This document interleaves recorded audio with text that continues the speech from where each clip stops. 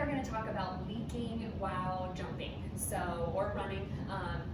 The biggest thing with this, though, what I'm going to talk about is jumps, is using your breath. So changing up your breathing strategy can help a lot when it comes to leaking. So for example, a box jump or a squat jump. So I'm going to demonstrate a squat jump here.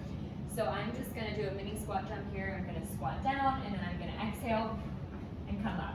So think of what I like to say is blow before you go. That term was coined by Julie Wiebe, who's a great physical therapist that works a lot with athletes, women's health in the pelvic floor area. So blow before you go. Think of that. It's a great, easy way to remember this breathing strategy.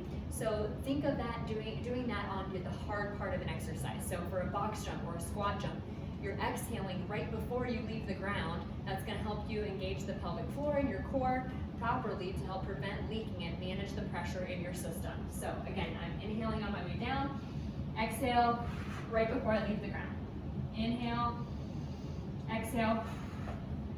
Another thing to think about here while we're talking about jumping is a soft landing. Okay, if you're pounding the box every time you land, then that's going to be a lot of pressure and force coming up your chain, and that can affect the pelvic floor and leaking. So think of a soft landing and blow before you go. So exhale right before you start that jump to help engage the pelvic floor to help prevent leaking. And you can think of that even when it comes to like a single leg jump. So if you're kind of hopping like this, same idea. If you're doing single leg hops, that's essentially what running is a series of single leg hops.